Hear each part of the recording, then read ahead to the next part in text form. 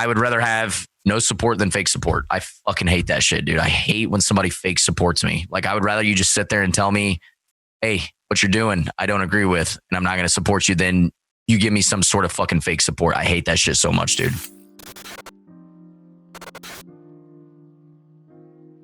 Welcome, ladies and gentlemen, to the Minds of Media. My name is Blake Padashevitz, and today's guest is a streamer, viral video maker, Army veteran, and probably the best-looking homeless model you could ever find. Please let me introduce American Dad. What an introduction, dude. That's the nicest introduction anybody's ever given me, dude, so I'll take it. Yeah, we're starting it off right. I'm happy to have you here. First thing I want to say right off the bat is thank you for your service. I really appreciate what the military do and the risks that they put themselves in. I come from a military family. I wasn't able to do military, but I really appreciate the service that you did. So I just want to start off right there. Hey, I appreciate that, my brother. Thank you so much.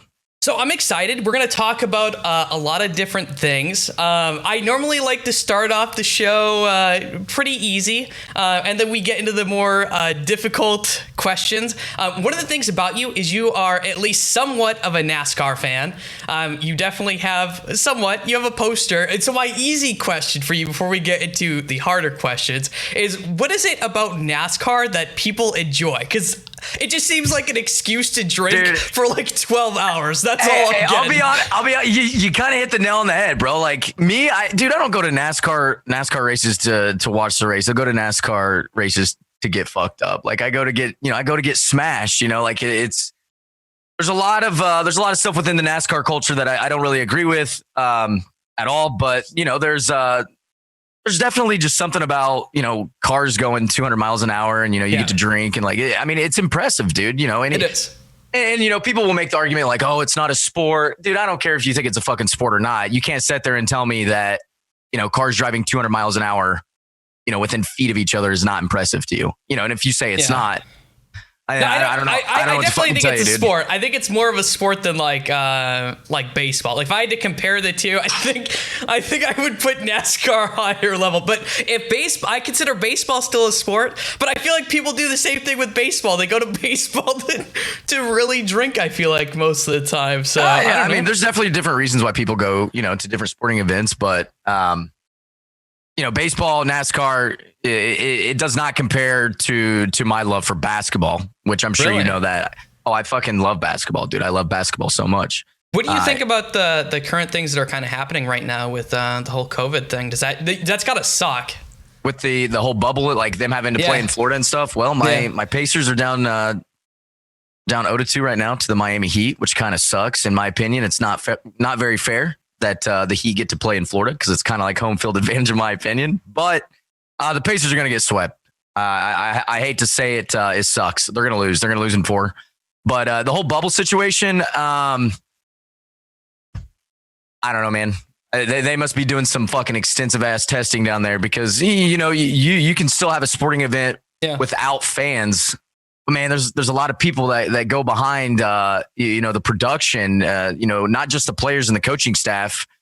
Dude, there's a lot of fucking people that are down there in this bubble, and it's kind of, to me, I love basketball more than anything, but it's fucking crazy to me that it's still happening. It's wild to me, but I don't get paid millions of dollars every year to make those calls, so I kind of just sit back and do my thing and do it good. Yeah. First of all, whoever gifted me subs, thank you. I appreciate it. I don't ever get gifted subs. Also, someone said happy birthday to you. I don't know if it's your birthday or not, or they're fucking with you. Not my birthday, dude. They do this shit every day. I'm assuming they're fucking with you. That's very interesting. So I actually used to work in pro esports. So I worked for Overwatch League for a year, and the production behind that was insane. And I can only imagine that the like NBA is on a whole nother scale because of just how much more that they probably have to do, and the fact that it's been around for so much longer that I imagine that the production and everything that goes into that is got to be like freaking insane. I mean, you got to think about it like this, dude. I'm sure that, when we watch the NBA, obviously, not to be mean, but like, we don't care. We're not there to watch the production crew. We're not there to watch, the fitness staff, yada, yada, yada. Like, we're there to watch the players. And I think a thing that a lot of people don't understand is the players, like the whole reason that you're there to fucking watch the game, they make up such a small fucking percentage of the entire, NBA corporation, whatever the hell you want to call it. Yeah. So. Yeah, I totally agree with that. So there's so much cool things about you. Like we're gonna go into some stuff about Pokemon, definitely some other things. First of all, I want to. Did you grow up in? Where did you grow up? Let's start at the very early. I grew up about 15 minutes north of Bloomington, Indiana, which is home of IU, and it's funny you ask because like that's where my love for basketball started, because IU used to be a huge basketball powerhouse, and Indiana's like known for like three things, dude. They're known for basketball, cornfields, and the Indy 500. So yeah, I grew up in Indiana, man, in the middle of fucking nowhere. Not too much goes on here, man. Like where I grew up, I live up in Indianapolis now, but where I originally, I went to elementary school, middle school, high school. Like there's not shit that goes on there, bro. Yeah. So I grew up in Upper Michigan, actually. So, and so spent some time up there. Not Detroit, Michigan, where everyone says, like, when they think of Michigan, everyone thinks Detroit. I grew up in, like, UP, Michigan, so... the Upper Peninsula, yeah. Yeah. So I grew up there. So the middle of nowhere, I totally understand that. Not a lot really going on. People are really into, like, hockey and stuff like that because of, like, the Huskies and stuff like that, which is actually where I went to school and stuff. But I think hockey's probably a bigger deal. For sure. Football, too, but hockey's a big deal. So you grew up in Indiana. What did your parents do for a living?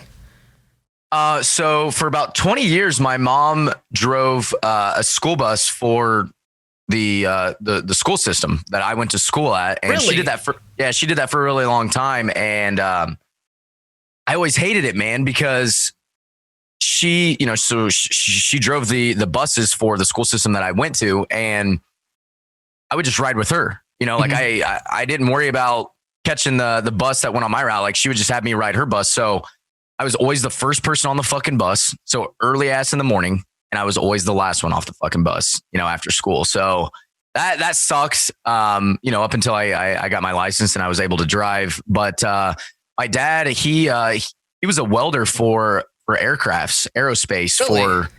for about 20, 25 years, and now he that facility actually ended up shutting down, and He works at a different plant now, not doing aerospace, but like he's kind of like the handyman at that location. So, he still does like welding and stuff like that. But I would definitely say, like, if somebody, like you asked, like, what do my parents do? I would say my dad is and was a welder for, dude, as long as I can remember, man. And he still does it. So. Yeah, that's crazy. Welding is a crazy job. It's actually a really good living too. Like that's like, everyone like pushes like college all the time, but I don't think they realize that there's a lot of jobs out there that you can go to like trade school for that actually make a lot of money, and you don't have an insane amount of fucking debt lying over your head with an arts degree. So, yeah, growing up, unfortunately, I mean, like I said, the factory that he worked at ended up shutting down, but dude, I couldn't tell you how many times growing up, he'd get laid off or, stuff like that. And, that sucked, but, He loves it, man. And like you said, it's impressive, dude. It's almost an art. Like there's been all kinds of stuff. He's got like a welding machine, where he lives, and he'll make stuff. Like he makes like art and stuff like that. Like, dude, he can weld big things. He can weld tiny little things. It's fucking impressive, dude. It really truly is. So one of the things I've kind of noticed about you, just kind of like picking things up and like doing research on you, is you seem to be someone who works hard. Like that seems to be like, or at least it seems that way. Did you get that from your parents? Because they also seem like very hardworking people, just from the little bit that you told me. I grew up, man, like if I wanted something, I had to work for it. Mm-hmm. I grew up on 18 acres. We heated with wood. There's a lot of grass to mow. I don't know if there's anybody in your stream that has ever heated with wood, but it's fucking hard work, man. It's fucking hard work, man. It's a pain in the ass. You have to chainsaw it, and then you have to maul split it if you don't have a big enough stove, and then you have to drag it down to the basement. Oh yeah, heating with wood is awful. Dude, I don't know, man. Like I think what it is I just know where to direct my work. Like I've always thought, like, what's the easiest way to accomplish the goal and what I want? Like, I don't want to half-ass anything. I want to look at something. All right, that's what I want the finished product to look like, or this is what I want it to look like when it's finished, or this is how it's going to be when it's finished. What's the easiest fucking way to get there to make it still look good? And, I'm not all about hard work, dude. I'm not like, you just work smarter, figure out the easiest way to fucking do it, and you fucking do it. I'm also the kind of person, dude, if I start something, I can't stop until it's finished. How do you know when stuff's finished? Like, how do you define it? Like, is it when it meets the goal that you have in your head, or do you get to a certain point where you're like, this is enough? Or if it looks better than what I imagined it to look like in the beginning. Okay. That's interesting. That's an interesting thing. I want to be satisfied with my own work, dude. I mean, there's definitely been some pieces that I've put out that I was kind of just like, whatever, you know, like this is just what it is. And, you know, it takes off. People are happy with it. Then that makes me happy. But I don't know, man. Like, I don't want to sit here and say I'm a perfectionist because I don't like that, because there's nothing fucking perfect in this world. But I try to get something as fucking perfect as I possibly fucking can. You know what I'm saying? And if I can't, I tried, you know? Yeah. Where do you draw the line between, okay, I put in enough work, but it's still not where I want it to be, and I'll still put it out there? Do you ever get those points where you're like, fuck, man, I really wish I could do this just a little bit better, but like I'm on a deadline or I'm waiting for something or it has to be pushed out? I would say time hacks are a big thing. Timelines are a big thing. You know, if something happens that's going on in the world, I want to make a meme about it. You know, you got a really tiny window to put that content out. You know, like if something happened right now and it was, you know, something huge in the world and I could somehow make a meme out of it, you know, also not being disrespectful, you know, like, because there's definitely been times where like something happens and I'm like, dude, I could make something about that. And then I was like, it's probably not in good taste. You know, I feel like somebody would take this the wrong way and that's disrespectful. And I don't want that. But, you know, it's definitely time. It's very time essential in this business. When you're trying to, you know, strike when the iron's hot, it's fucking time essential. 100%. I 100% agree with that. One of the things I was going to ask you, you kind of mentioned this, like worrying about offending people and stuff like that.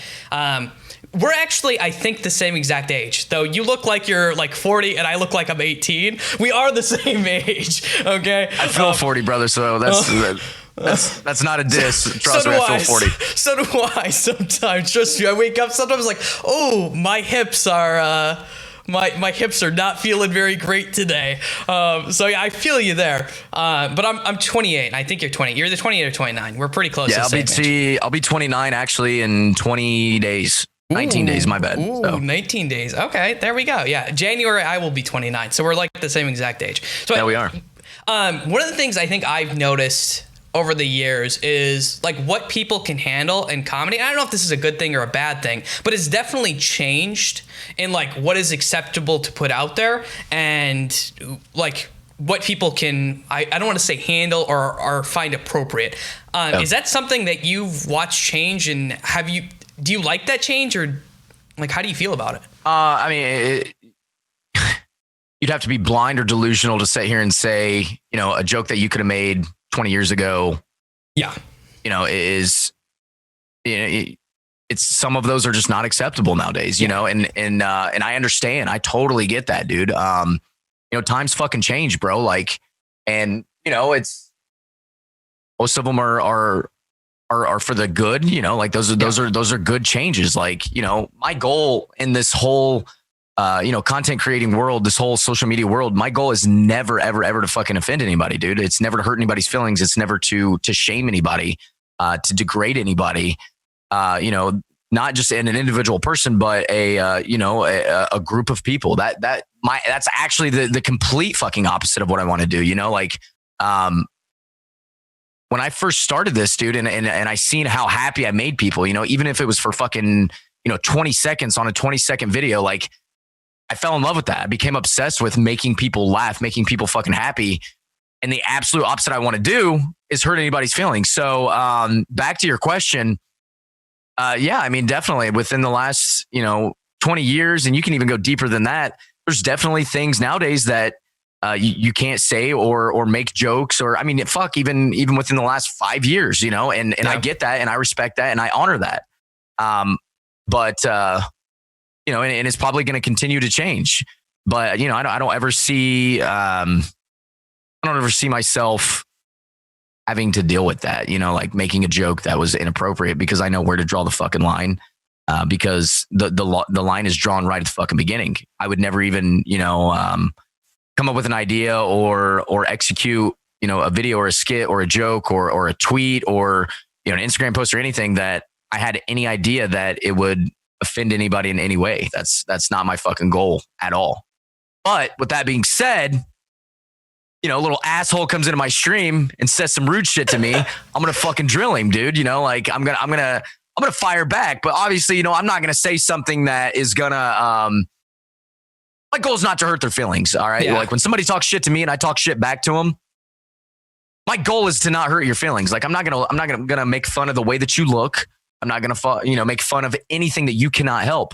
What I'm gonna do is I'm gonna make fun of whatever you said to me, and I'm gonna flip it around, and it's gonna make you look stupid. So to answer your question, no, I don't have any issue in making any kind of content that I feel like would offend somebody because I'd never fucking do it from the beginning. Okay, that makes a lot of sense. Kind of one of the things you were leading on to is this wanting to almost like improve other people and make other people happy. And actually, in one of your AMAs that you did, is one of the things you said that you really disliked about yourself sometimes was how nice you are. Yeah. What do you mean by that? Do you feel like people try to take advantage of that all the time? Obviously, I did today by getting this interview.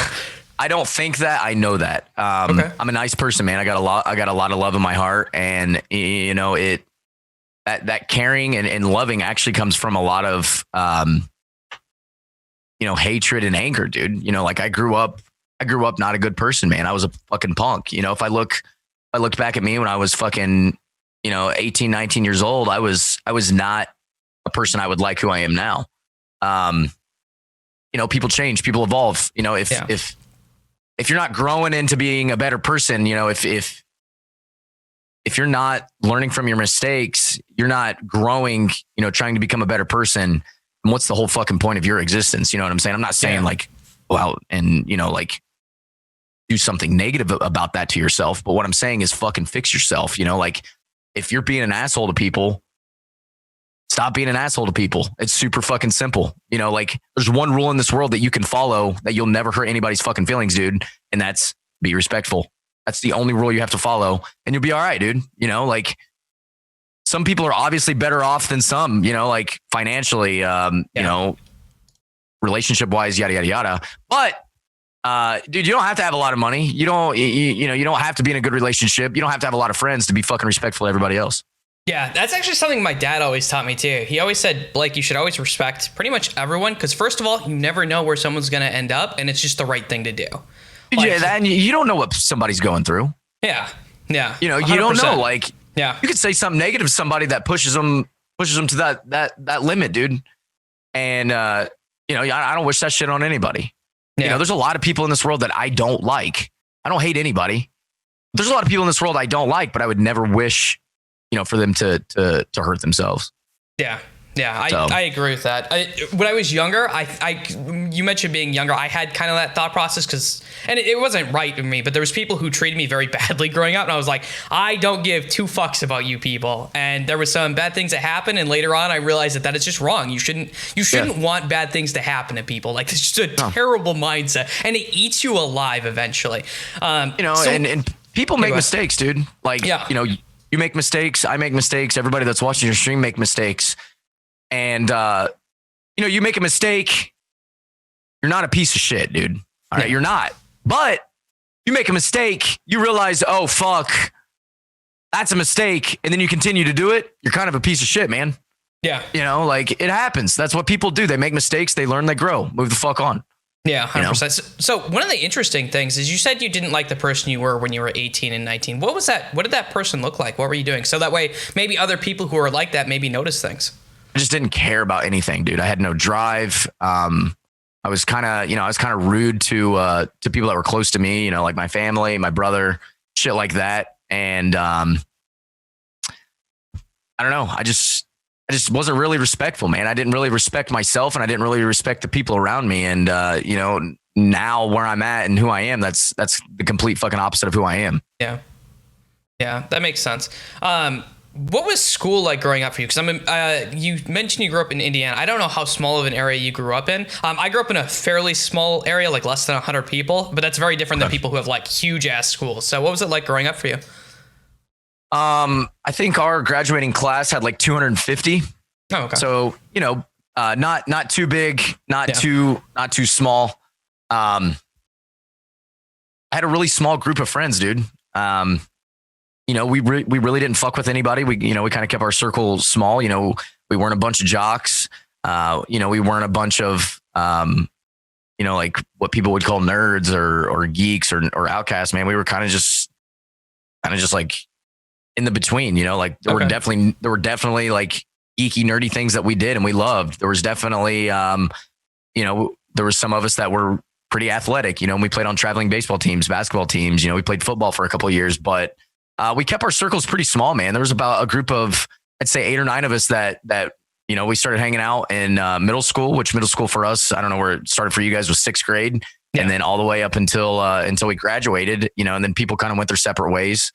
But we kept our circle small, man, and I don't regret that at all. I don't regret, trying to be, this big, super well-known person in high school and, stuff like that. So, middle school and high school were fun. But again, I didn't really like who I was because I kind of just didn't have any drive. I didn't really care about anything, and I didn't really respect anybody except for, that small circle of friends. And, that's something I don't really regret, but something I definitely learned from. Yeah. Can I ask you why you think that you didn't care a lot? Because I know later on you obviously grew into this, and I want to definitely hear that story. But what do you think was it that made it so you just didn't care at all? I was going through a lot at home, and it just didn't really motivate me at all. So I was just going through a lot with home personal life, and that just didn't really help. I was kind of that teenager, who's going through shit at home and, tries to rebel out of anger because, mom and dad are doing their business, like they're not working out, yada, yada, yada. Okay. Yeah, I can kind of relate to that a little bit. My parents divorced when I was like, I was very early 6, but when I was like 16, I had another custody battle because I wanted to live with my dad, and it was awful. Like just everything in my life was total and utter chaos. I'm like being 16 and trying to deal with anything that is adult issues, I feel like it's just a mistake. Like my brain is not equipped to handle like any of this stuff at like 16. God, when I was 20, my brain was equipped to handle shit. Oh God. So kind of looking at that, you did end up going to university for a little bit. When you get to be 18, 19, what are you thinking about for your future? Like, is it like, for me, I wanted to be a traveling musician. I didn't do that. Obviously. But like, what did you do? Like going out in the world, was it a big scary thing? Did you know what you wanted to do? So when I graduated high school, I started going to school. After that, I went to college, and I wanted to learn more about the judicial system. I wanted to learn, not just about, law enforcement, but I wanted to learn about, the court system, the prison system, the jail system. And I really didn't know what the fuck I wanted to do with that, but I wanted to learn more about it because I was starting to get to that age where, laws and the judicial system as a whole, like, that's a fucking important ass thing, dude. Like, what the fuck's going on in that shit? You know what I'm saying? Like, I want to learn more about this. I want to educate myself. And I didn't really have any idea what I wanted to do with it, but I wanted to learn more about it. And started going to school. And I really enjoyed, the shit that I learned and shit like that. But I got bored with school. I got real bored with school. And, I started to learn more about the military. I started learning about, Army history and shit like that. And became obsessed with watching, like military documentaries and stuff like that. And I noticed that, all these friends that I grew up with, I really wasn't friends with them anymore. Like they were, some of them were doing some shit that I didn't really agree with. Some of them were getting married. Some of them were having kids. Some of them just didn't really have that drive. They didn't really move out of that, that portion of their life. And I was just like, man, I don't really have anybody close to me. And watching these documentaries and watching these movies and these shows and shit, dude, like I noticed how close these guys were that were, in the military and deploying and going, to Iraq and Afghanistan and shit like that. I was like, dude, that's what I want. Like I want some ride or die homies, dude. And decided to join the United States Army. And I didn't tell anybody that I did it when I first did it. And the first people that I told were actually some friends from Michigan. Cause you said you were from Michigan. They lived in the Detroit area. Okay. And they were actually like the first group of people that I told I joined the Army. And then I told my mom. And then I think my mom told my dad and my brother. But yeah, so I went to school for about a year and a half. And then I got bored with that and joined the Army. And then I did that for 3 years and 16 weeks. Nice. So I have a couple questions leading up to that. Sure. So first of all, I would like to actually get your opinion on the judicial system, if you don't mind getting a little bit political and talking about that. What do you? I actually worked in a jail for a little bit because I owned a counseling firm, and so we'd work with like a lot of drug addicts and stuff, and so I'd go into jails and stuff and work with that. By the way, people, jails are different than prisons. They're very, very different things. Different rules, and jails, in my opinion, are way worse, especially when people get put in jails for like 2 years. It's fucking terrible, in my opinion. But like, what do you think about our judicial system? I think my biggest pet peeve about it, incarceration is not a rehabilitation center. There are a lot of people that go in for, drug addiction, heroin, fentanyl is real bad right now. Yeah. People that are hooked on prescription medicines, in my opinion, there's some people out there that have the power to give people prescription medicine. And, sometimes they shouldn't be prescribing as much as they do. And that's not good. You're not helping this person out. But I think my biggest pet peeve with it is incarceration is not a rehabilitation center. There's definitely people that are in incarceration that they shouldn't be there, and it's sad. It's very flawed, and it's sad that, going into prison or going into jail can negatively impact your life so fucking bad, but it's so flawed. Yeah. Me, I've never spent an extensive time behind bars, but that's good. It's sad, man. I can't really speak on myself, going to jail for an extensive amount of time, but it's sad, dude. I think that was the biggest thing that really hurt was, seeing all these people that, bro, they don't need to sit behind fucking bars, man. Like, they need to have something that gives them hope, people that support them, people that back them, going to like a rehabilitation center. Yeah. All these options. So when they get out, like, they don't get hooked back on fucking heroin or, Oxycontin or, fentanyl, shit like that. And it just sucks. It fucking sucks. Yeah, I would agree with that. I think it's pretty awful. I always found it interesting, the process of this idea of, especially in the United States, of like innocent until proven guilty, because I swear to God, it doesn't feel that way.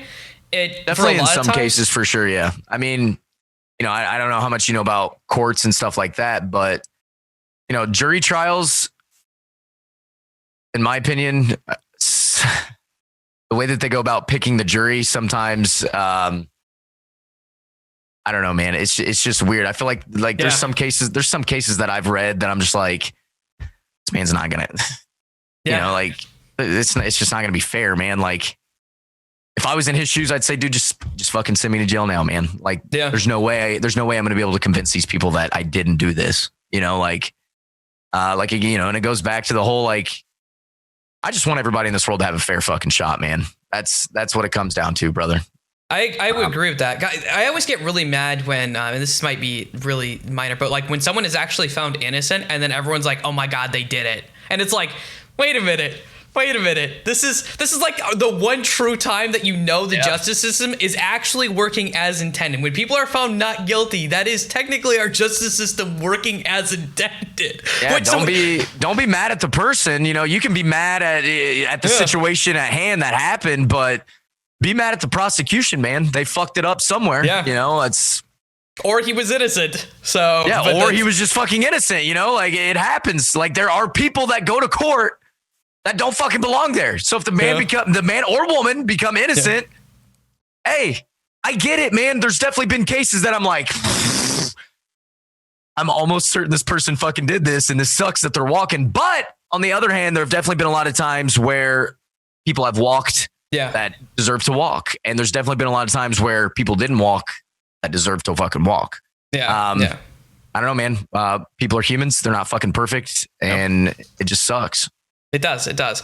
So you decide to enlist in the military. I did. And you decide not to tell your parents first. Why did you wait so long to tell your parents? I'm assuming that they weren't happy about the decision. I've never really had any type of support with anything personal that I wanted to do in my life. You know, they're very old school. They had this, you know, this mindset. You go to high school, you graduate, you go to college, and then you get a 9-to-5 job, and that's what you do for the rest of your fucking life. Me, I don't like that. I get one shot on this fucking giant floating rock going through space, and I'm not going to let somebody tell me, you know, what to do with my fucking one life. So I knew that they wouldn't support it, and, you know, they didn't. They still really, you know, it's kind of like fake support, like, you know, we're proud of you, yada, yada. But like, well, you're not, you know, just shut the fuck up. So, you know, that's how I am. I would rather have no support than fake support. I fucking hate that shit, dude. I hate when somebody fake supports me. Like, I would rather you just sit there and tell me, hey, what you're doing, I don't agree with, and I'm not going to support you, than you give me some sort of fucking fake support. I hate that shit so much, dude. Hate it. Has it been that way with your parents for like your entire life growing up? Because I imagine that would be incredibly difficult. When I started making adult decisions, yeah, for sure. God, that's like my parents don't understand what I do at all, which is okay. But they're like, yeah, we don't really care what you do. Just have fun. Like whatever you do, just have fun. It's like, okay. I'm like, when I first was telling them about esports, like they had no idea what I was talking about. I was like, this is going to be big. You're just going to have to trust. They're like, we don't understand it, but you just do whatever you want to do. And I was like, okay. So, I mean, dude, I'm 29 and I still get the, you know, you know, are you, you know, what do you plan on doing after this? Yeah. You know, yeah. Like, you know, the, hey, go out and get a real job, you know, and I'm just like, fuck off, you know, like fucking do whatever I want, man. I want to go lay in a fucking dirt hole and rot away. Guess what? I'll go lay in a fucking dirt hole and rot away. That's what I will do. It's not what I'm gonna do, but if I'm not hurting anybody, man, I'm not hurting myself, I'll fucking do whatever I want. Yeah. Yeah. I think that that's completely reasonable. I feel like it's so different than I feel like norms, that people just struggle with it. People are so used to norms, but I don't think people also realize that if you just do norms, you normally end up with this shitty, kind of 9-to-5 lifestyle where you're just eating away work. And that just sounds miserable. And anyone who's ever made something of themselves does not restrict themselves to that, because they know that I will be homeless and eating canned food before I work a 9-to-5 that I hate. Yeah. Yeah. I don't blame you at all. 100%. Yeah. Yeah. I think I've always said that there are certain things that I will never do, like work for someone who I dislike or anything like that. I will never do that again. I did it one time and I was like, never again will I ever do this, because I was the most miserable. I made a decent amount of money, but money does not equate to you actually being happy in the world. What does your brother do, and what's the age difference between you and your brother? He is 30. Fuck. What is he? 7 years older than me. He just turned 36? Yeah, 36. He does fitness training at an Orange Theory in here in Greenwood. That's what he does, and like that's his passion. That's what he wants to do. He likes to work out. He likes to travel. So, but you know, me and him we're polar opposites, bro. You know, like. Really? I'm very free-willed and, you know, like free-spirited, and he's kind of like by the books, you know, like, so it is what it is, man. Yeah. But so I take it you don't have a particularly really close relationship with any of your family then? I love my family, but I support people that support me. Yeah. And, you know, I love my family. I'd do anything for them, you know, and then, you know, I do see them. I do hang out with them, but I don't talk about anything personal going on in my life because you don't care. I'm not going to waste my breath. Yeah. I mean, it makes sense. They ask, I'll tell, but I'm not going to bring it up. You know, if there's, you know, if something absolutely insane, incredible happened to me, I'm not going to tell you unless you ask. You know, you don't deserve to know. That's just how I am. Yeah, no, it makes sense. So there's a couple questions I want to ask you just about the Army. So I tried to actually join the Army. They wouldn't let me because I chopped off my fingers when I was younger. And they were like, we're not really in a need and you are missing fingers. So you're not allowed. They were like, we're sorry. But and I was like, this doesn't make any sense. But okay. What was military like for you joining it? Because my dad always told stories about how it was one of the like best decisions he ever made as far as like growing personal development and like learning things and like growing close with people. That was something that he really enjoyed. Actually, all of my family. So, but what was the Army like for you? So I went to the recruiting station and, they had me like take this fucking test or whatever so they could try and, find what job you wanted to do. So I took the test and I walked in there and I already knew what I wanted to do. And, he's like, well, you could do this, you could do that, you could do this. I was like, well, I want to be in the infantry. And he's like, dude, you can do anything you want in the Army and you want to be in the infantry. I was like, yeah, that's what I want. And he's like, why? And I was like, because, I've done my research and, these guys go through very, very hard things and that creates this friendship, this brotherhood. And that's what I fucking want. And he's like, all right, man. And, we ended up going through with it. And I remember him telling me, he was like, you're the easiest person I've ever signed up for the infantry. And I was like, why? And he's like, because nobody wants to fucking do it. I was like, oh, that's great, man. Thanks. Like, that made me pretty nervous, but, it was tough, man. They, especially in the infantry, like, I don't know what, your family did, but, you go into the active duty Army as an infantryman, it starts fucking day one, dude. They start toughening you up, man. They don't care if they hurt your feelings. They don't care if they make you mad. They don't care if they make you sad. And, they'll do all of those. What was boot camp like for you? Do you have any stories of boot camp or like memories of like, oh God, this was like, I remember this one thing happening that was awful. I remember, I had to clean the bay out one day. Like, it's like an open area. Just think of like a small gymnasium with just a bunch of fucking bunk beds and lockers. And I remember they told us that we had to clean it and, they wanted it spotless, obviously. So, we're on our hands and knees. We're dusting the top of everything off. We're cleaning everything, making sure all the beds and shit are fucking clean. And, dude, it took us hours and hours to do that. And then they made us go outside. And then we went back inside. And what they had done while we were outside is they took a bunch of sandbags. They'd cut them open and just fucking spread them everywhere, dude. They overturned the beds, like just shit like that, dude. They do that shit to fuck with you, to try and break you. And there were some people that fucking quit. There were some kids that, I'm depressed, I'm suicidal, I'm homicidal, like they knew exactly what to say to get them out of, to get them out of boot camp or, basic training or OSUT or whatever the fuck you want to call it. And, they just fucked with you a lot, dude. Lots of running, lots of, ruck marching, where you put your fucking, your ruck or your bag on your back and you fucking walk. That shit sucks, and I'm particularly not a large person at all, dude. I'm fucking 5'10", and when I was in the Army, I weighed like 160. Yeah. So, that's rough on a little guy, but there was not going to be anything that fucking stopped me. There was fucking no way. There was no world that I was going to quit. And, that's good advice for anybody that joins the military, dude. You'll make it through as long as you don't quit. Just don't fucking quit. They're not going to kill you. They're going to, it's going to feel like you're dying, but you're not going to fucking die, dude. Yeah.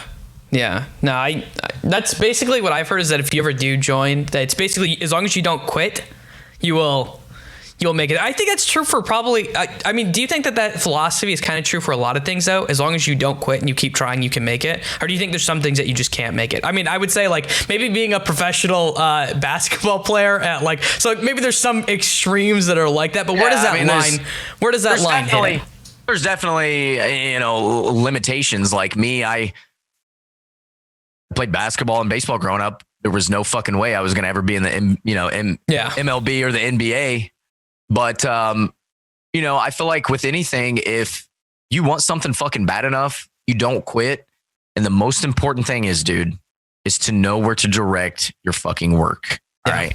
I can sit here and fucking run in place all day. Sit here and run in place all day. It doesn't fucking mean I'm going anywhere. All right. You got to know where to direct your fucking, your effort and your work. All right.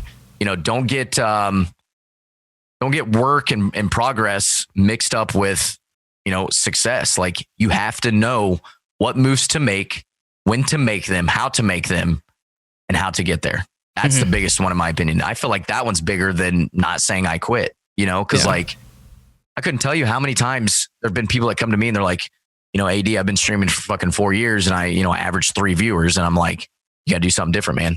Yeah. You got to do something different. If, there are different reasons that people start streaming. It might be just for fun. They just enjoy it. They don't care how many fucking viewers they have. There might be somebody that starts streaming and, they want to start doing this for a full-time job. If that's the way you want to go, you got to treat it like a fucking full-time job. You got to know where to make the fucking moves, and there's some moves that you do make and there's some moves that you definitely don't make. I would definitely say that there's more moves that you don't make than moves that you do make.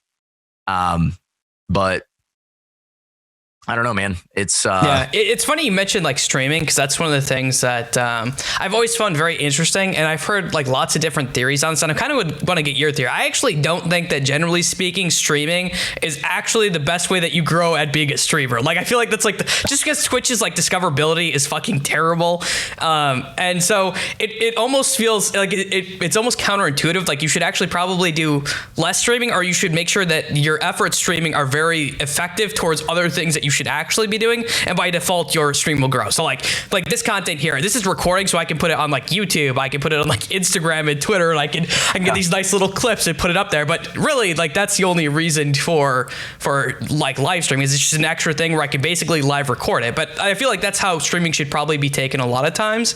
So and it goes back to the whole you got to know where to direct your work, man. Yeah. You could stream, you could do fucking 5 24-hour streams a month. Doesn't mean you're going to pop off. Like, outside sources, man. Like, you got to do something different. Like, here you go. Let me look at something real quick. Let me pull something up real quick. I know you can't see this, but I'll keep you updated. All right. There's 213,000 people watching someone play Fall Guys. All right. That's total. Let's exclude anybody that has 500 or more viewers. So that's really fucking good. All right. Let's go down to like the 10 or 15 range. Yeah. I'm not going to mention any names, but I'll look at somebody. All right. Why should I watch this streamer John and not watch streamer Joe? You got to give me a reason why. All right. You both got a webcam. You both got overlays. You both got alerts that go off when somebody fucking follows, subs, etc. You both got microphones. You're both playing the same game. What makes me... Why should I watch Joe over John? You got to do something different, and I'm not saying like go out and spend $1 million fucking dollars to do it. Like, it's not all equipment based. You got to do something different, man. And you got to know where to direct your fucking work. And that difference, in my opinion, is not just on Twitch. Outside sources, social media is your best fucking friend in this industry, dude. And I've said that for a long fucking time. Yeah. So I agree. Can I just say, first of all, your video, like your short form video content, is probably some of the best video content I think I have seen. I've watched a lot of it, which is why I was so interested in like interviews, because like, as far as like people who I can think of who make like little short skits and stuff, yours are some of the best. Like, I always see them popping off on Twitter, and that was actually where I was first introduced. So, and then you do like weird things where you take naked pictures of yourself hiding things, and that just like blows the fuck up, and like everyone is like that. That is like the kind of stuff that I think if you can do that, if you can figure out that aspect of this whole content creation, I think you're set. And I think that if you can like really figure that out, I think that's where it is. But your skits are amazing, which actually brings me to a side question, which is completely off topic, but I do that because I have ADHD here or there. Have you ever played Dungeons and Dragons, or has it ever been something you'd be into? Oh my, dude. If I could show you a list of the amount of fucking people that have asked me to do D&D with them, it would astonish you. Why haven't you done it? I just haven't pulled the trigger on it, man. Like, I would love to, dude. Like, I love like transforming myself into someone else. I mean, you see that in all the characters that I play. That's what I mean. I would love it, dude. I think it'd be so fucking fun. But I don't know a goddamn thing about Dungeons and Dragons. And I think the biggest thing that holds me back from that is I would be afraid that I would be like the idiot. Like, I'd be like, oh damn it, this fucking American Dad dude. Like, why the fuck are you here? You know, like, and I'm like, all right, listen, dude, I'm just here to have fun. Okay. I know, I understand. I don't know what the fuck I'm doing. I'm here to learn, teach me, you know, like. Well, I'll make you a deal. If you really want to learn sometimes, okay, you send me a message and I will set up a one shot. We can do it like, it doesn't have to be on stream or anything. And I will teach you D&D. And then from there on, you can play D&D with whoever you want. But I promise you, it is not that, it's not that exclusive. Like people are fairly open to the D&D community until you get into like the streaming D&D community. Then they're gatekeeping fucks. Okay. A lot of them are. But in general, the hobby that's every game, dude. That's every game. So, but I would be happy to teach, because when I saw your skits, that was the first thing I thought was, holy shit, American Dad needs to play Dungeons and Dragons, because that dude would be fucking incredible to just. The D&D question, AD, you ever thought about doing GTA RP?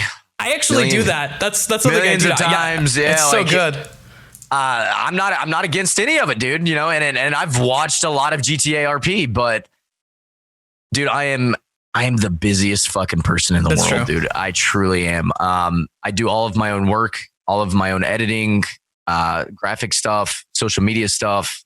I have a guy that helps me do, stuff with like business, sponsorships and stuff that's coming up in the future. But, I record all my own videos. I edit all those videos, and if anybody knows anything about editing videos, it takes a long fucking time. It does. Long time. Yeah, same with graphics work. That brings you talk about working effective. Are you not to a point yet where it's more effective to just hire someone to do that stuff? If I can do it, I'm not going to pay somebody to do it. Okay, but if you could do more content, then wouldn't it? No, I mean, dude. Okay, the more content thing that goes back to the whole good effective content. That is a clarification. If it could be good content still. Oh, if I could nail it on the head every fucking day, it would be great. But you don't want to oversaturate your own brand. If I'm posting a new skit every fucking day, that's true. You're like, oh, American Dad posted a new skit. Tomorrow, American Dad posted a new skit. Like, you don't want to oversaturate your own market. Okay, that makes sense. I just was wondering if it would open up for these other types of opportunities that maybe you could look into. I mean that, and I find a lot of what's the word I'm fucking looking for here, brother? I like doing my own work because I respect it more. That makes sense. Yeah, that's fair. I really enjoy doing the skits. Like all of those characters that I've made, I've created those characters. And there is a certain way that I like to edit my videos. With audio overlap and shit like that. Like this isn't being rude. I would not trust someone else to edit my videos because I don't feel like they would do as well. And that's me being honest. If it works, I'll fix it. Like that's just how I am. And if it's bad, you can blame yourself and you can fix the issues, right? Like that's you can learn. You can learn one thing from everything in this world, and it's the one thing you could learn is, all right, that's good. That's how you're gonna do that from here on out. Or the one thing you could learn is, all right, that fucking sucked. We're not gonna do that anymore. Yeah. And I feel like I learn a lot every time I do a new video. Yeah, I've started to get more creative with like my video editing and stuff, just like branching into different platforms and stuff. And it's actually insane when you start like being like, okay, well, how can I start to make this better and what different things can I do? And then when you add graphics into it, you're like, oh, I've learned about strokes and outer glows now and all these different things that everyone uses. And you're like, wow, that's actually not that hard to do, but everyone seems to do it. And it's like, well, what's the next step then? I look at it like this. I don't know if you've seen my May the 4th video. The one where I have the suction cup dildo up on the wall and I like use the force to like grab it, put it in my hand. I did see that. Yeah. I did. Yeah. And then I turned the dildo into a lightsaber. Like, dude, I could have paid somebody to fucking do that, but I was like, I want to learn this, and it took a long time to edit that video because you got to do it frame by frame, but I learned something, like in my opinion, I learned something and I fucking love learning shit, bro. It goes back to the whole growing as an individual, dude, I want to keep learning shit up until I'm 80, 90 years old or until I take my last breath up on the shit. Like I want to learn something new every fucking day. Yeah, 100%. So one of the cool things about you is that you used to do competitive Pokemon. I did. Which is really cool. And I don't know if you mentioned getting back into it. I don't know if you have gotten back into it yet, but you've talked about it here or there. Have you always been into Pokemon? Was this one of the things that as a kid you started getting to? Because I know it was really big when we were kids. I had started in 2009. I was, I'd gotten into some trouble with the law. And I was on probation. And can I ask for what? Yeah, I mean, I was speeding and I ran a stop sign and crashed into another car. I was not, I wasn't under the influence of anything. I wasn't drinking. I wasn't high. I was just driving really fucking fast. I ran a stop sign, knowing that I ran the stop sign, and I crashed into another car. And some people got hurt. Thank fucking God that nobody got killed. But you know, some people did get hurt, and you know, I have to live with that for the rest of my life. You know, I got to live with, you know, them going through that for the rest of my life. You know, that's part of the punishment, dude. You know, you fucking reap what you sow. So I got in trouble for that. I was on probation. I didn't really have anything to do. You know, I had to be at my house at 6 o'clock. I couldn't hang out with my fucking friends anymore. And, you know, all I had to do was go to school, go home, go to school, go home, go, you know, and I had to maintain these fucking grades. And like, I just was so fucking bored, dude. And I started cleaning out my room, cleaning out my closet one day. And I was like, fuck is this? And it was a shoebox, and it was a bunch of old Pokemon cards. And I was like, oh wow, dude, like these, you know, these are sick. You know, like just like everybody else is when they find fucking Pokemon cards. I wonder if any of these are worth money. Yeah. And I hate to break the news to you. Your old Pokemon cards are probably not worth anything. Yeah. I hate to, unless you got some wild shit, I hate to break the news to you. They're probably not worth anything. So I take these Pokemon cards into a card shop up here. Actually, it's like right down the fucking road where I live now. And I take them in there and I'm like, yo, are these worth anything? And, you know, the guy obviously is like, no, man, I hate to break the news to you. A lot of your old Pokemon cards are not worth shit. So I was like, fuck, dude. So I'm like looking through the glass cabinet and I see Pokemon cards in there. And like, they're newer, they look newer, you know, and I'm like, wow, like they still print, they still make these. And he's like, oh yeah, like, you know, it's still like they come out with a new set every 3 months. You know, it's like 100, 150, you know, new cards that come out in each set. And I'm like, oh, so like new Pokemon. And he's like, no. He's like, you know, they come out with like a new set of Pokemon every, you know, couple of years. He goes, but the reason that they print new cards is because there's a competitive game behind this. And I'm like, what? He's like, yeah, there's a competitive Pokemon card game. And I was like, what the fuck, dude? I was like, how do you play? And there was a woman there and her 2 younger daughters played.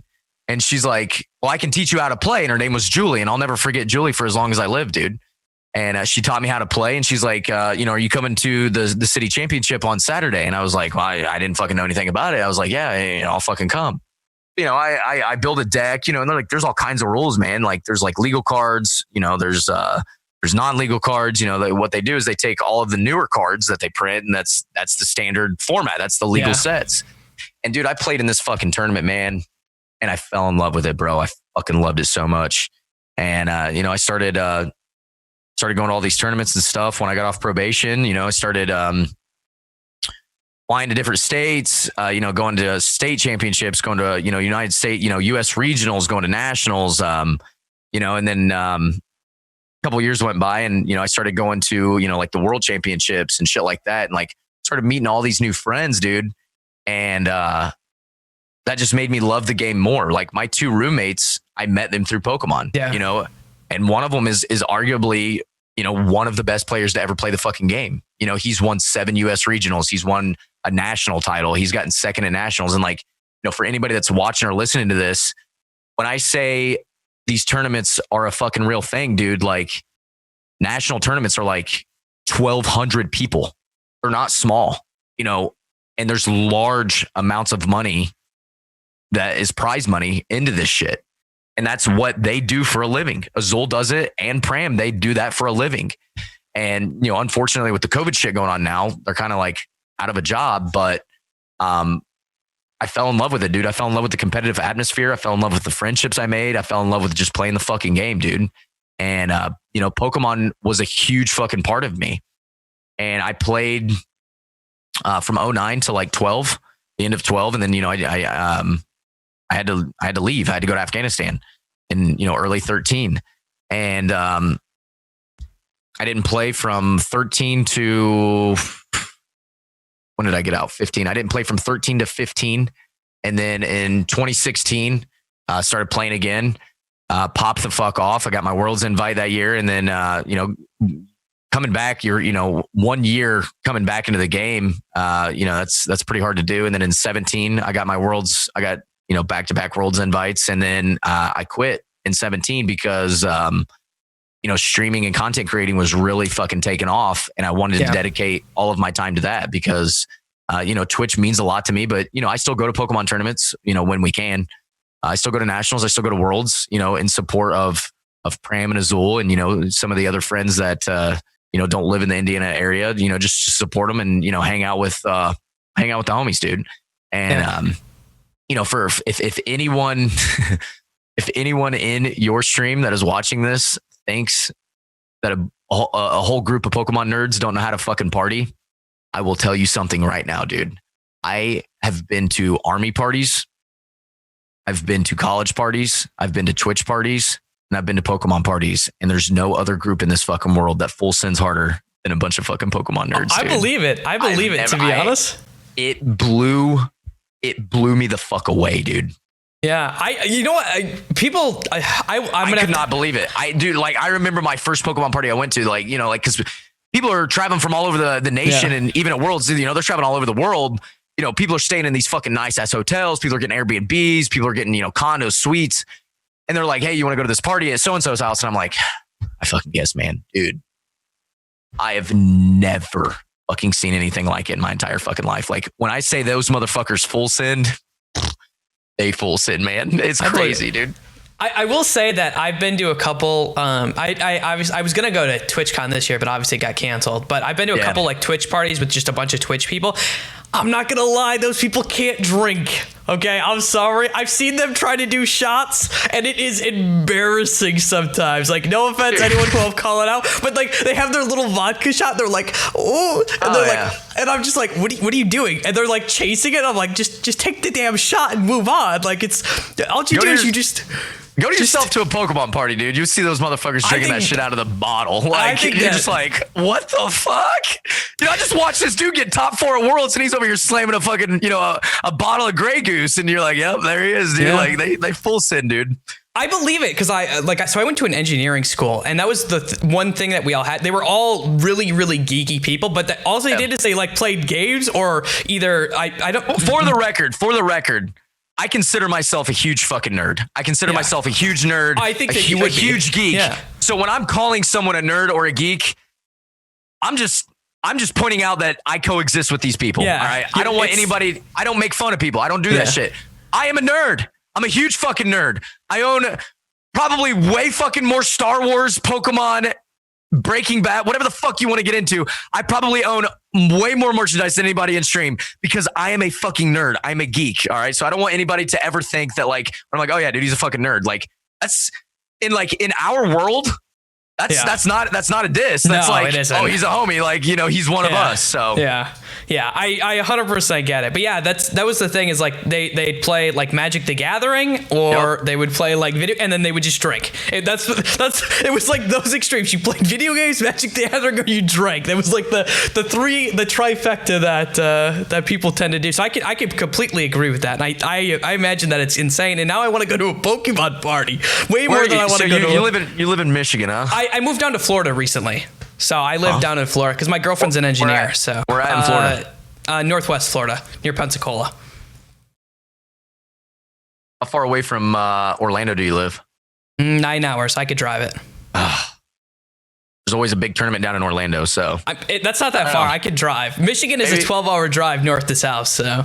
Yeah, I don't know. Maybe we'll get something figured out. So that'd be cool. I would go. That would be cool to do something local. So, but yeah, I would love to go to a Pokemon tournament. That sounds amazing. I don't know anything about Pokemon though, so just an FYI. But did you ever win any tournaments or anything like that? Like, how good were you at Pokemon?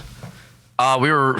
Our group of friends were really fucking good. Back in 2012, we had a really small group of like 5 people. We called ourselves Team Hovercats, and our buddy Harrison actually carried into finals and got second at Worlds that year.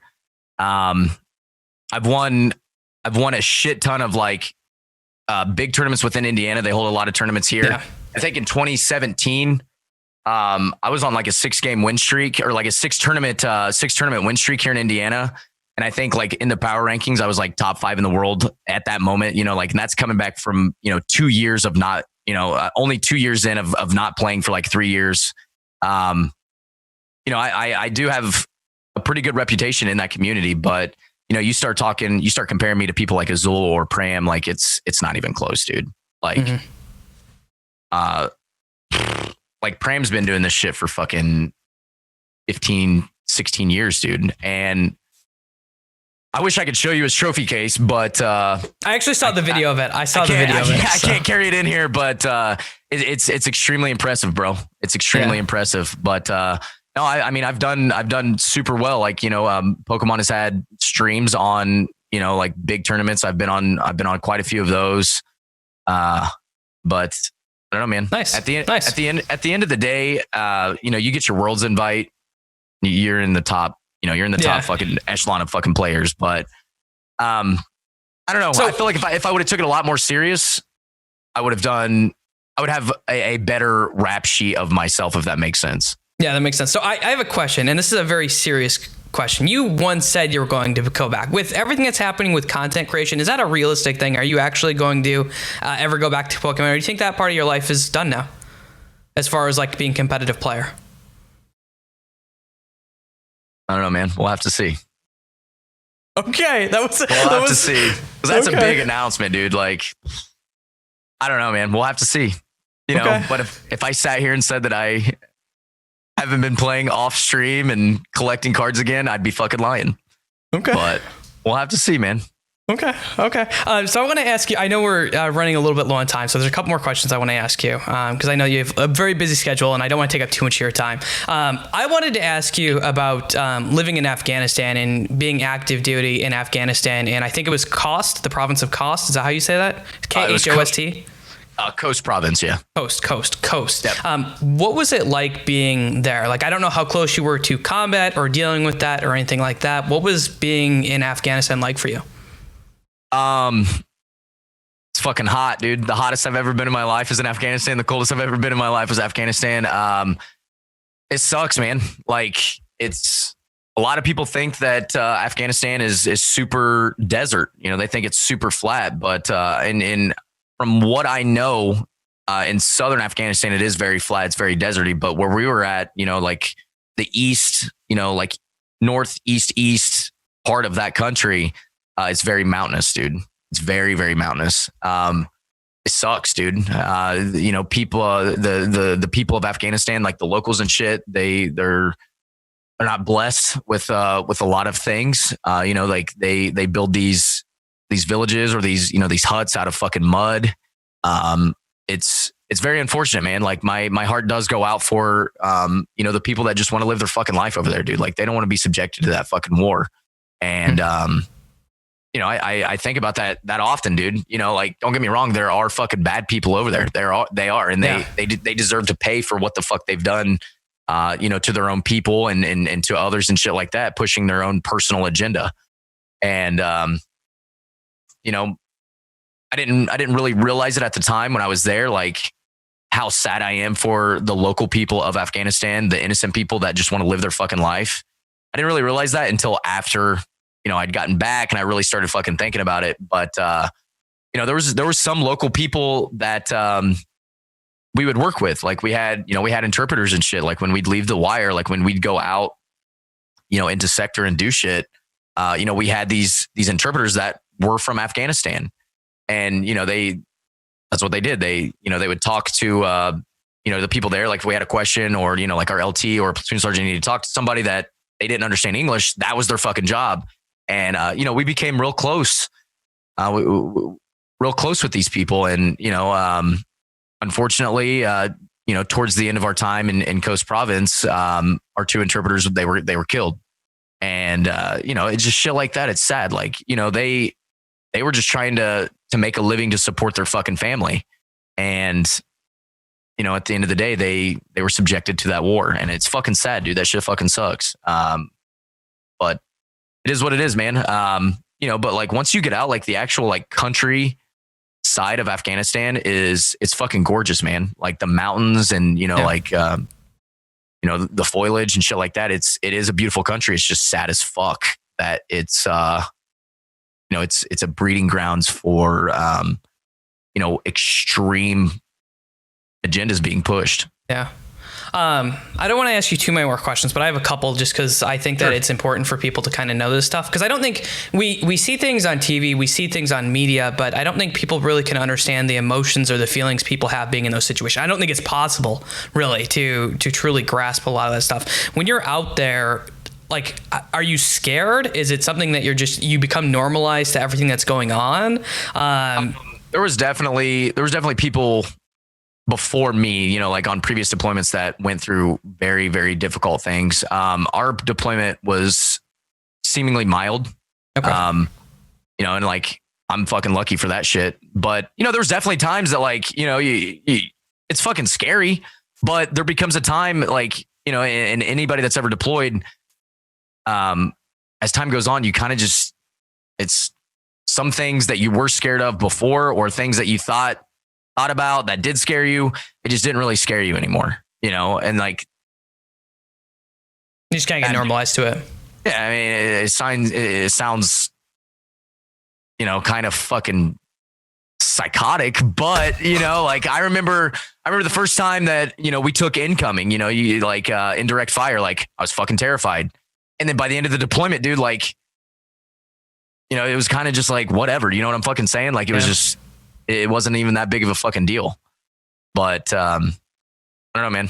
My heart goes out to the people of Afghanistan, the innocent people. They don't want to be subjected to that fucking war, dude. Yeah.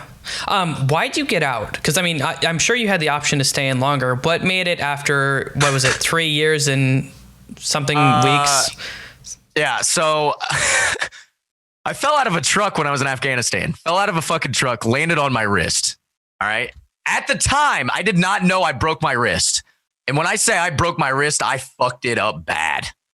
So I go to the line medic. Mind you, this is like month 3 of deployment. I go to my line medic and I'm like, dude, like, doc, this thing fucking hurts bad. So, he like grabs it and he's like fucking, twisting around. He's like, nah, dude, you just sprained it. I'm like, all right, fine. Whatever. Sprained wrist. So I finished the whole 9.5 month deployment.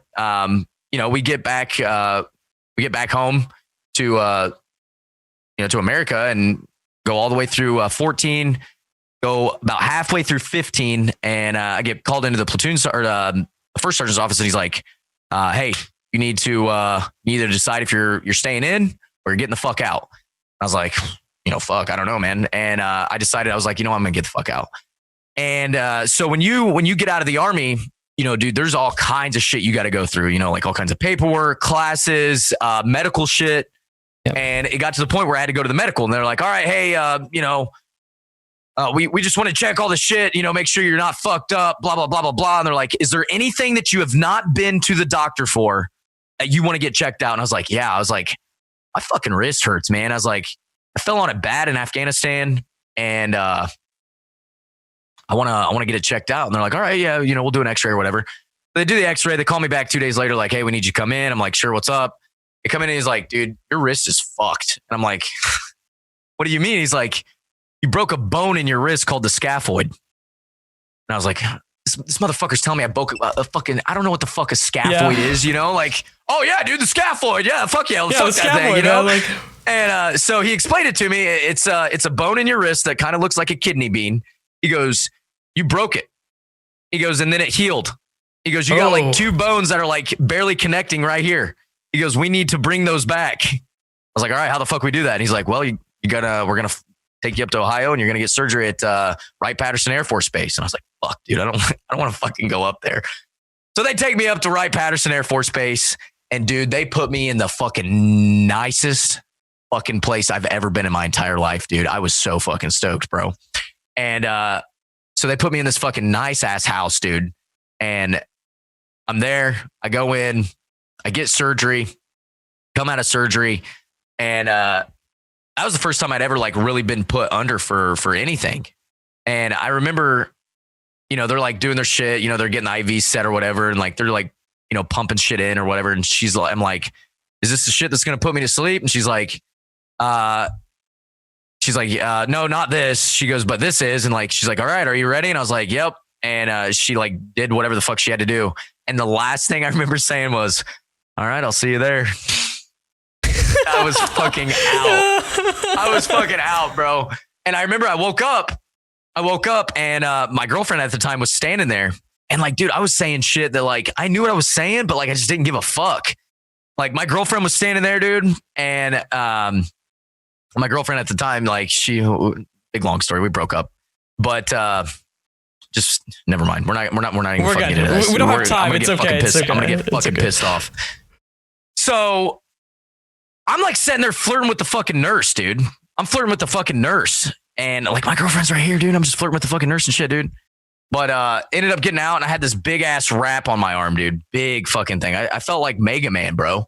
And they're like, all right, you got to keep this on for a week and then you got to come back. I was like, all right, I'll see you guys in a week. So I go back and dude, they start cutting this thing off of me and they show my wrist and like, I can't move my fucking hand at all. Dude, I had a fucking pin sticking out of my hand like that. Okay. And I'm thinking, oh my fucking God, dude, like, did I fuck this up somehow? And they're like, no. That's supposed to be there like that. And I'm like, this pin that's sticking out of my fucking arm is supposed to be like that. They're like, yeah. And I was like, so what the fuck do I do? And they're like, well, you're going to clean it for the next 6 weeks, twice a day. And I was like, okay. So they gave me shit to clean it. So dude, every day, twice a day, I had to sit there and fucking swab this pin that was coming out of my hand. And, I was bumping it on shit, dude. And that's the worst pain I've ever felt in my life. I bumped that thing on a door frame one time. And I as a grown man, I wanted to fucking cry. So, anyway, back to all this, dude, back to like why I got the fuck out.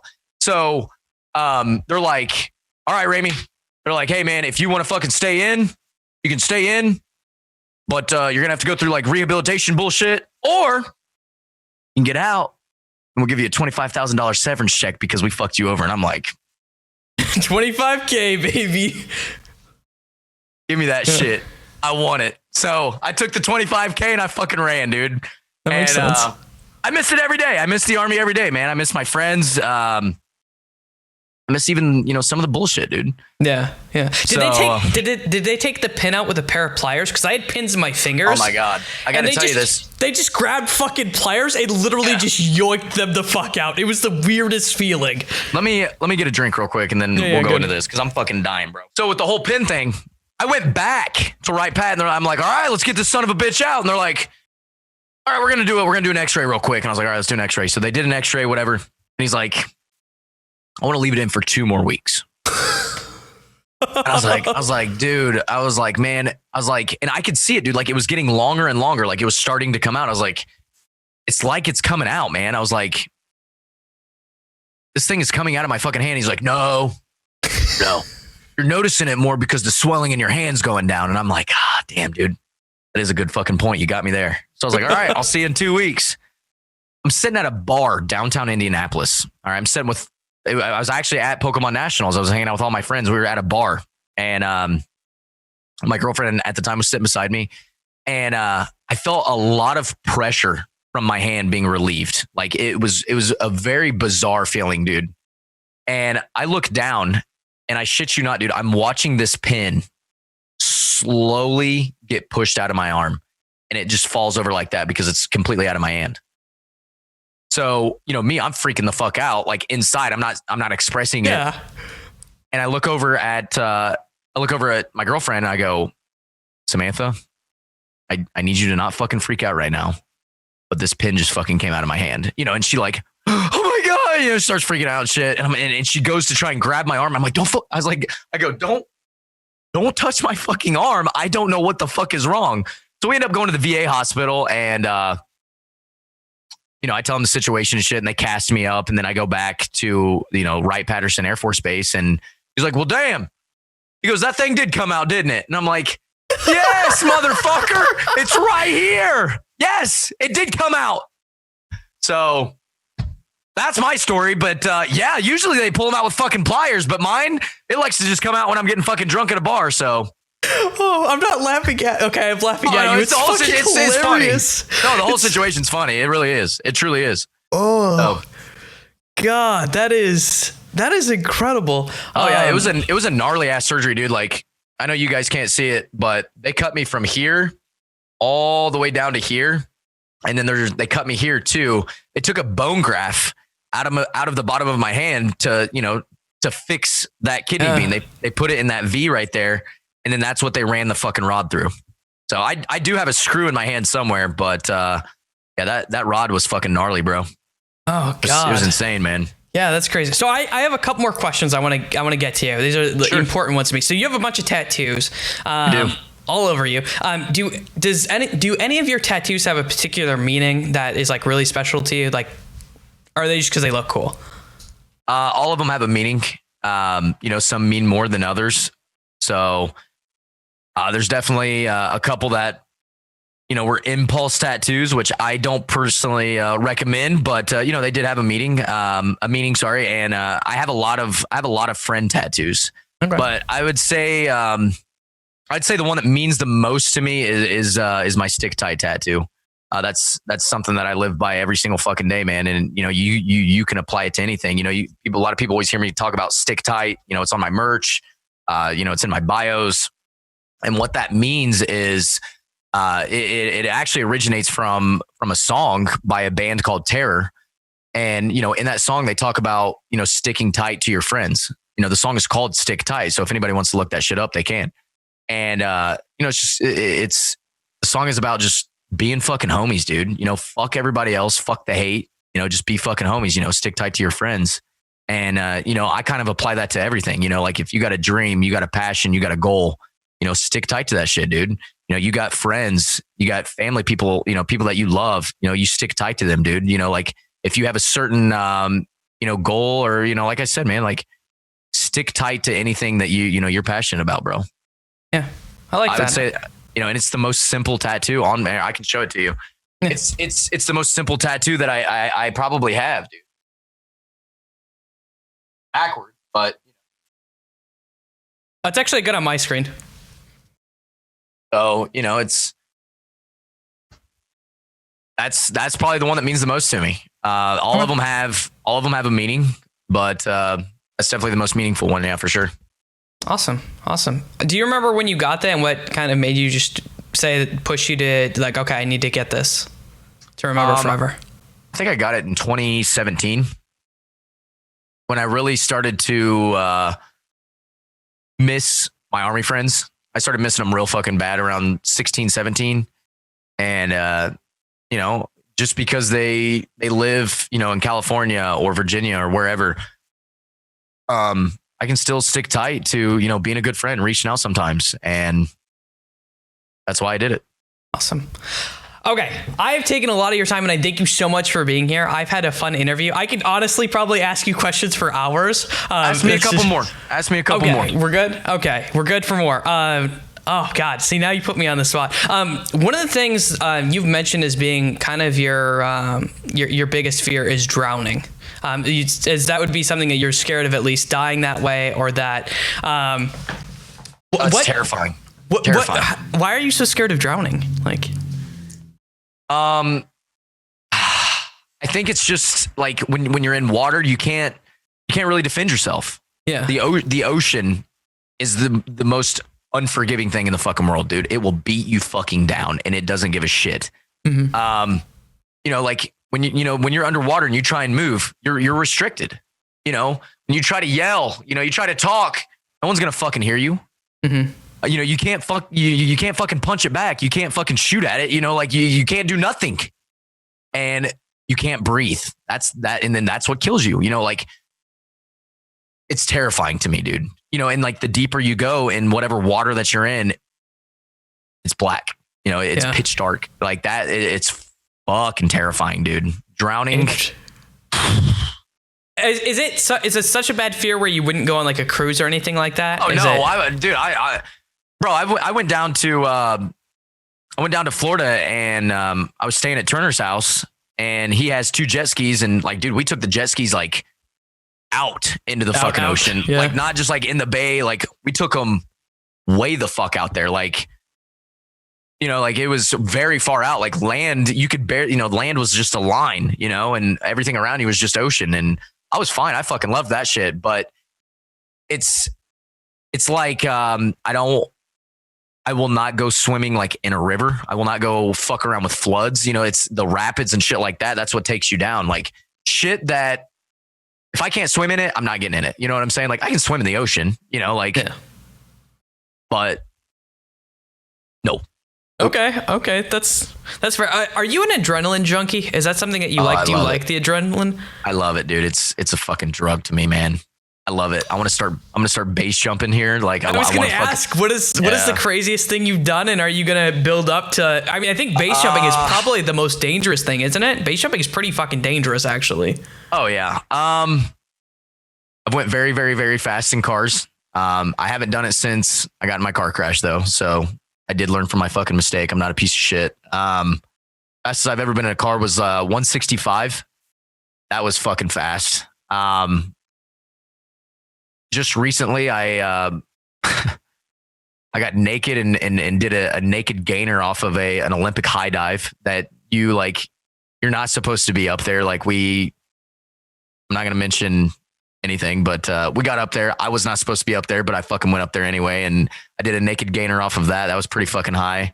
I jumped out of a helicopter when I was in the Army. That was fucking sick. I don't know, man. I just live on the edge, bro. Like if it can kill me, if there's a chance that it can kill me and I do it and I live through it, that's the greatest drug in the fucking world, man. Yeah. I love it. Yeah. So. Do you think it's going to get to a point where you actually get to things that might actually kill you? Because I mean, that's what happens with a lot of base jumpers. Is they keep pushing that extreme, and then something unlucky happens with a wind shift, and then base jumping would probably be like the limit. I don't think I could go like once I get like my skydiving license and I start base jumping and shit like that. I don't think that there's much more I can do besides die. Yeah, I feel like that is probably like the upper limits of. But I think the gnarliest thing I've ever seen in my life, dude, was that fucking homie that jumped from the fucking stratosphere, the space or whatever the fuck it was, dude. I think I remember that shit. I feel like I remember this because I remember seeing. I do like to watch those videos occasionally. They're pretty good. Have you ever done free climbing? Because that's also really dangerous and kind of extreme. I don't think I'd ever do like rock climbing out in sector, like out in nature. Yeah. Without some type of like rope equipment. Yeah, that shit's crazy. Yeah, that might be the only thing that I'm like, is this more dangerous than base jumping? It's pretty fucking like you just see them like climbing up, scaling these mountains without anything, and you're like, this is insane. But that brother that jumped from space, man, that's the sickest thing I've ever seen in my life, dude. And he's so fucking badass because like he's like standing up there, bro. He's like standing up there, and he's like looking over. And like you see fucking Earth, bro. Like you see the whole goddamn thing. And yes, it's fucking round. It's not fucking flat. All right. Yeah. So he's standing up there, bro. And he does like the salute. And he goes, I'm gonna go home now. That's all he says. Motherfucker, you're jumping from space and all you say is, I'm gonna go home now. And he just jumps from fucking space. Oh my God. So badass, dude. Okay, I won't lie. I feel like whatever you say there, right? Whatever you decide to say there is just, it has the potential to be like the biggest punchline in the history books, dude. Yeah. Like I'm gonna say some shit like eat my ass, like I'm gonna say some wild shit, dude. Yeah. Like before I'm jumping from space, I'm gonna say some wild shit, dude. I know you have like so many like, oh my gosh, but I mean you're jumping from space, so I mean that's pretty crazy. Have you ever thought about going back to college? Because it almost sounded like in one of your videos that you were kind of like thinking about it back in, I think it was 2017, 2018. I watched a lot of your videos. Don't call me a creep, okay? If I have to research for these, but you were kind of mentioning. Where'd you find that at? Where'd you find out that I said I wanted to go back to school? You either mentioned, you didn't necessarily say you were going to school, but you mentioned that either I'm going to be going to school and doing Twitch or I'm going to be doing Twitch. It was a very old YouTube video that you did. Okay. Maybe one of your first ones. It might have been like 2017, to be honest, or 2018. I mean, I think about it, but dude, I love what I do now, man. I love making people laugh on the internet, and I've been blessed from the gods above that. There's companies and brands that are interested in me representing them, and they pay me money, and and I'm more blessed that I have most fucking supportive community that I've personally ever seen on Twitch who support me and allow me to do this. I guess if there ever becomes a point where, I don't know, Twitch shuts down, please don't ever let that fucking happen. But I don't ever see myself stopping. That's not gonna be anything that stops me. You know, like yeah. Do you still in my point of view? You know, from here every day, it's from here up, from here up, from here up, from here up. Do you still not view it as a job? Because at the time, you at least didn't view it as a job. Do you still not view it as a job, or is it now? Do you now consider it more of a job? It's the way I make a living. It's not a job. Okay. I've had jobs, and there's a reason I don't have those jobs anymore. Okay. So you just kind of associate anything as a job as like your standard normie thing that is kind of boring. Yes. Okay. So you'll probably I'll never do anything boring. Okay. So you're probably never going to have at least your definition of a job again in your life, probably. Nope. Okay. That makes sense. I like it. I love what I do, man. And, you know, I didn't start doing this with the thought like this is going to be my job one of these days, or, you know, like my way of making a living, whatever the fuck you want to call it. Yeah. Dude, I literally did it just because I like making fucking friends, bro. I was like, dude, this is the way I can play games and make friends. Like, this is fucking lit, dude. And, you know, it kind of just blossomed into what it is. And, I'm fortunate every day, bro. Like, it's insane. Like every night when I get off stream, like I kind of just sit here for like a couple minutes and I kind of just let everything soak in. And I'm like, dude, you just had 400, 500 people that fucking deeply, truly care about you sit here, and you guys held conversations, not just about the game that you're playing, but like real life shit, man. Like talking about their day, talking about your day, and you sat here and played a game, dude. And like, that's how you survive. Like, how fucking lucky are you, bro? Yeah. You know, and I'm blessed, man. I truly am. I think that's fair. I think that like even though I have a small community, every time that I have like someone come in there, it means the world to me. That I'm like, why the fuck do you want to come in my stream? I'm grateful. I'm happy. I love you to death, and I'm like great. But it's weird. It's like euphoric that like, wow, I really appreciate these people who do it. Like my mods, especially the ones who like are here all the time and help me. I'm like, you help me out so much, and I appreciate you so much. So I totally understand and agree with that. I gotta give it to him one time. Yeah, go ahead.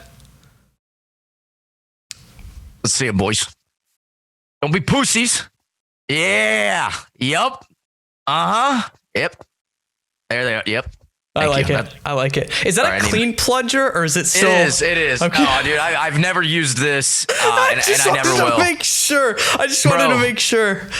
I don't know if you guys can see it, but like the amount of times I've used this, you probably can't see it. It's starting to crack. Yeah, it's starting to rip. So I'm gonna have to secretly change this out. I don't know, chat. We might put this up for an auction and then donate it. I was just gonna say you should do something cool like that. That would be awesome. Charity or something. I don't know. Yeah, we'll come up with something. That'd be awesome. Okay, my last question for you.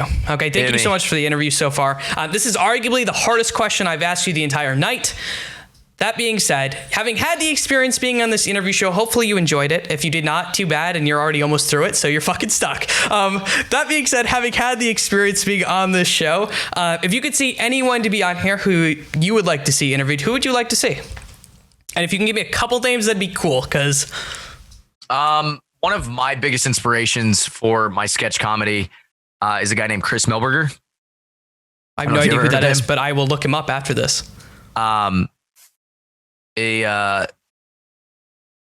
It's insane, man. Like I remember watching his Vines. He was huge on Vine, dude, monstrous on Vine. And I remember watching his Vines whenever I was in the Army, and I was like, God damn, dude, this guy's so fucking funny, dude. This guy's so fucking funny. And, you know, years that Vine had shut down, and, you know, there's like a couple years that I wasn't on Twitter. I wasn't on Twitch. And then in 2017, you know, I got into this, you know, this whole world. Yeah. And then in 2018 or 2019, I followed him on Twitter, and I was like, he had like newer sketch comedy. And I was like, oh my God, like it's this motherfucker again. Like he's literally the funniest person in the fucking world. And I started, he really inspired me to do this, you know, to do sketch comedy. And I remember I started making sketch comedy videos, and he started to like them. He liked them, and then he commented on them, and then he finally fucking followed me. And I was like, oh my God, dude, like it's crazy how fucking, you know, full circle, you know, life comes. And then, dude, you fast forward to today, like I talked to him on the phone yesterday. We've played Fall Guys quite a few times. We've co-streamed together quite a few times. You know, once this whole COVID shit's going down, like it's done, like he's going to come out to a Pokemon, to a Pokemon tournament and shit like that. And, cause he's like getting back into collecting cards and stuff like that. But, I always got to shout my man out, dude. I always got to shout my man, you know, Chris Melberger out, because he's really, you know, pushed me to where I am. Another good one is Aimbot Axe. He's a real close friend of mine. I'd like to know, you know, a little bit more about his, because I don't know too much about him, like his story before Twitch. You got Quick Select, you know, just people like that, the homies, dude. You know, like these guys are my best friends, but like I also look up to them. Yeah, no, I don't need a reason for it. I just like, the way I figure it is, if I find you interesting and I want you on here, you probably know other interesting people, and there's probably a story there to be told. And I like to help people get their stories out. So it's a lot of fun to do. That being said, that's all the questions that I have for you. Hopefully you enjoyed the time on here. If you have any shout outs you want, my very small audience will love to hear you. If anyone doesn't follow you, they'd be insane. So, I mean, at the very least, you should probably check out his Twitter or his Instagram. But you stream too. So if you want shout outs, you're more than welcome to have them. Otherwise, I'll close out the show. I want to shout outs to the FCC. You guys let me live my dream every single fucking day. And I'm super blessed for that. And I'll forever be in debt to you guys. Shout outs to the Florida boys. Shout outs to Aimbot, Arab, my roommates. Shout outs to everybody that watches the stream. Shout outs to anybody that follows me on Twitter, watches my stuff on Twitter, Instagram, TikTok, the community I got on Snapchat. Anybody that supports me, I appreciate you guys so fucking much, man. And I'm forever in debt to you guys. And a much bigger shout out to anyone that doesn't support me, because you guys are a huge fucking drive for me to prove you wrong every single fucking day. Awesome. Thank you so much for being on here. I appreciate this. Hopefully you had fun. For everyone out there, this has been the Minds of Media. My name is Blake Panashevitz, and until next time, I hope you guys all have a wonderful day. Oh, hello there. I hope you enjoyed this video. So make sure to like, subscribe, and turn on those notifications. Shout out to all my Patreons that support me. If you're looking to support me, you can find my Patreon at patreon.com/improvblake. You can also find me streaming throughout the week at twitch.tv/improvblake.